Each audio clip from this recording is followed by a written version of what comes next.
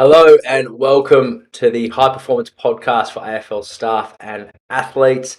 Today I'm excited to present on the key tips if you want to get drafted in 2024.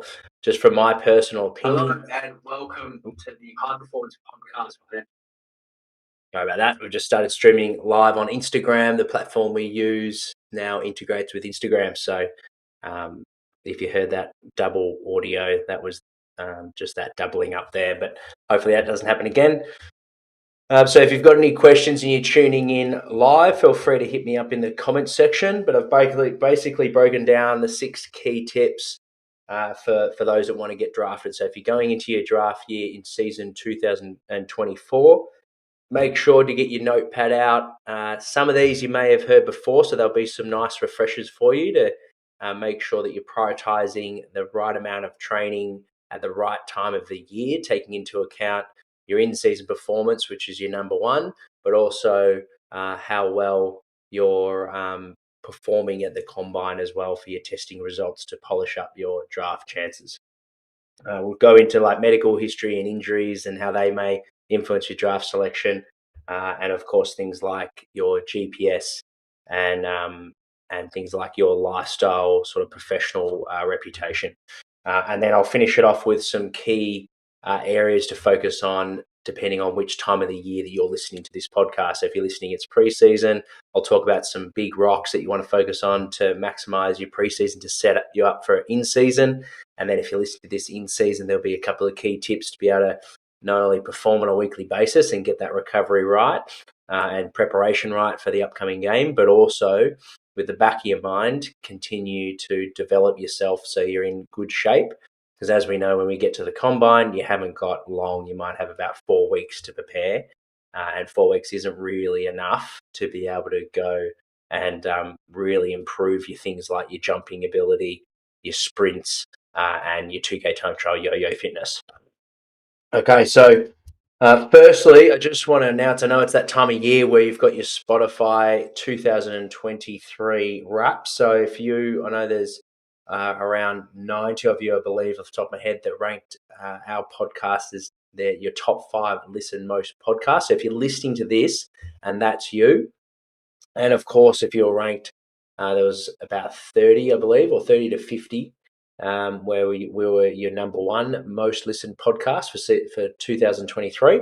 If that's you, you're listening to this, please screenshot that Spotify wrap data and either direct message me or post on your story and tag me. And I've got a special prize for you where I'll offer 30 minutes up of my time for free, and we sit down over Zoom to go over a one-on-one goal setting performance analysis session, something that we do on our Individualized program with our coaches, but I will take on that consult for free. So if that's you and you're a loyal listener to the podcast, I want to give back and also pick your brain about what episodes you want to listen to or you most enjoyed, as I'm in that stage of the year where I'm preparing the guests that we're going to have on the podcast, as well as preparing my personal content and themes of that content for next year or 24. But we'll get straight into it. So number 1, probably going to be no surprise here, it is your weekly performance from a game point of view. And for a lot of you leading into your draft year, you're already going to have a strong reputation that on how you play the game, hence why you're in programs like State League, NAB League, and your Metro competitions. So no doubt your game performance is strong, but that ultimately needs to be your number 1 priority, is your week-to-week performance. And don't underestimate how important that is in terms of maximizing your draft selection. So don't get all the other tips that I've got for you to prioritize. If you can get one right, that would be your number 1. So don't want to sacrifice that at any moment. That's your most important thing to be focusing your energy on, is your weekly performance and really getting a strong, consistent game going early on in the season and holding it all the way through the year. Number 2, I believe it will be your lifestyle. So because the game is so demanding and you need to have a pretty mature head on your shoulders to be able to handle the demands, the pressure, I think it's really important that you've got a pretty good lifestyle habits down pat. So things like your reputation around how well you prepare yourself for an upcoming game, your little things like your hydration, your nutrition. So perception can play a big, strong role with this. So make sure that you're seen doing the right things, which, as you know, leading up to a game, make sure you're well hydrated, make sure you're eating good food on a consistent basis, and that you're looking after your sleep and your recovery. So that would be a good one to build a strong reputation on. So if you're already doing that, see how you can take that to another level by asking those around you, your leaders or your coaches and staff at the club, on how you can tweak those areas of life to take it to another level. Not only will that help your reputation, but also it will allow you to transition more effectively to an AFL program, because you've already got those habits in place. So they're not going to be a shock to you when you're going into an AFL environment and everyone's, or more or less majority of people, are doing those things. And if you're already in the habit, then that's one thing that you can hang your hat off already, that you're at an AFL level from an elite lifestyle point of view. So that's number 2, living an elite lifestyle. Number 3, your reputation when it comes to life outside of football. So do you have other hobbies that you enjoy? Who are your closest 5 friends that you hang around with and you're spending your time? What are they getting up to? What lives do they live? Your school, so what are your teachers? What would they say about you? Not necessarily about your grades, but your work ethic, your diligence to do your work. Be on little things like making sure you're consistently at school on time, asking questions, showing curiosity. All those little things will show to scouts and to coaches that they're drafting a good egg. So that would be something that I would take into account. Number 3, so the things outside of your football. That goes into not just teachers, but parents, family life, your friends, and of course your football coaches. Number 4, which some of you might have thought that this would be higher up the list, but number 4, I've actually got your combine testing results, and typically I've prioritized the agility, the 20 meter, for those smaller players. I think the game's clearly only going faster, so the need to have players that are super agile, they've got that lateral speed, that cutting ability, both offensively but also defensively, is really advantageous for the current game. But also your 20 meter, so that ability, your first 3 steps, and be able to get to your top speed in a short distance, like 20 meters, is really important for that transition game that's talked about a lot in the current game. So I think they're key. I think for your key position players, making sure you test well with your jumping, and I'll talk a little bit around some tips and how important max strength training is for that. But yeah, your jumping training. And then as a general rule of thumb for everyone, aerobic fitness, obviously the game isn't getting any shorter. It's the longest team sport game in the world. So making sure that you're fit will put you in good stead. The thing to take into account, that if I was looking at an athlete and they got a really strong power and speed, but their aerobic fitness needed some work, I would take that over the inverse, where their aerobic fitness is strong, but they're lacking in those 3, because it's a lot harder. Genetics play a bigger influence and just the way your tendencies play a bigger influence for things like agility, 20 meter, and jump. Not saying training can't influence those, but our aerobic capacity is a lot more trainable. So we can get a lot more return for effort for our aerobic capacity than we can the other 3. So the younger you are, the better you will be at setting yourself up. So even if you listen to this and you're not going to the draft yet, prioritize those 3, doing lots of explosive actions both in the gym and on the field, and then still work on your fitness, but I wouldn't put that at detriment for the other 3. And that's where working with a strength and conditioning coach can help you in how to periodize that over the year. Number 5, your GPS, so your game day output. What's your work rate per minute like, both for total volume? So midfielders can be around 120 meters per minute. What's your high speed work rate? So that's moving at around 20 k's per hour. So what does that look like for your more repeat high intensity efforts per minute? So making sure that, like your game day performance, we want to see consistency in your GPS outputs. And then number 6, the last one, which maybe some of you thought this might be up higher up the list as well, is the injuries you've had in that year. and your medical history. So I think we've learnt from the Chris Judds, the Luke Hodges in the past. Oh, no, sorry, Luke Hodge, but Chris Judd. So highly touted players. Perhaps maybe it might have been Franklin as well. There's been a few in the past that have turned out to have to be great players at the game. And the one knock on them during their draft year is some injuries they may have had early on in their juniors or in their draft year, and people that had resulted in them going down the order. But ultimately, the best footballers still find a way and can play a lot of footy. So I wouldn't worry too much about that if you're currently injured. I wouldn't worry too much about that if you've been unlucky with a few injuries over your juniors. It's the top 5 that you want to be focusing your energy on, and making sure that you're prioritising your athlete development and your game day performance. That is what's going to put you in good stead. So if you are currently injured, don't stress. If you've looked after those 5 in previous years, so maybe you can't play for your draft year, you still have a very good chance of getting drafted if you're performing really well the year before with those key areas. Now, naturally, you're not going to be getting 6 out of 6 for all those. So I think it's important measure to take into account. Do a bit of an audit on yourself. What areas would you give a tick? What areas would you give a need to improve? And then make sure you reach out to those that are doing it well. It could be peers. For example, like your combine results, maybe you're lacking in the 20 metre. So doing some hard accelerations and some sprint work with someone who moves really efficiently and effectively can help you model them.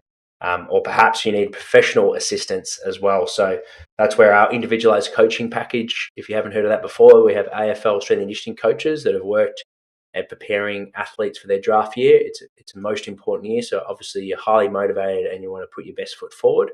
That's where this program, it's our premium service, $249 a month. You get a specific customized weights program that suits your schedule. So it takes into account things like exams, when you're playing lots of team sports, and what access you have to either a school gym, a home gym, or maybe just your own membership that you've got around the corner. And also you get a customized conditioning program where you can focus on a little bit more on maybe the accelerations or a little bit more on the aerobic capacity, whatever you need. It's all goal specific and tailored to you. And of course, we're not doubling up sessions. It's not a cookie cutter program where you'd have your running program on the same day as perhaps your training sessions or your state tryouts. The coach is working with you. They're in their corner.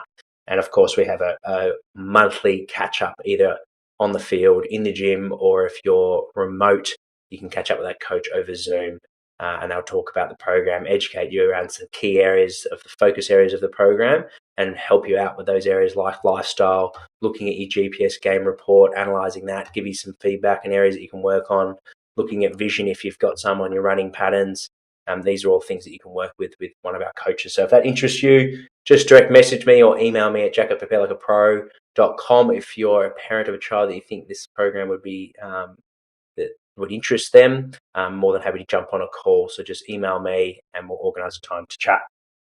Like I said earlier, I've broken it down into 3 key areas, the tips. So it's highly practical, something that you can note down in your training diary. And if you haven't got a training diary, I highly recommend you start using it. When you're listening to podcasts, you can make notes. You can reflect on your journal, what's worked well, and then ultimately just keep chipping away at getting better over the years. But starting with the pre-season, ultimately, I think you should be working on all areas. So your football fitness, and then leave that up to the drills that you do with your team. And then from a combine point of view, you should be working on all the qualities. So your aerobic capacity, being able to maintain a consistent running at distances like around 3 to 4 minutes. You want to be working on your repeat speed. So things like 150 meter efforts with a little bit longer rest than your aerobic work. And then your 20 meter, 10 meter and 5 meter starts. So that maximal work at least above 90% of your speed. Have people film your starts as well with your acceleration and work on your mechanics.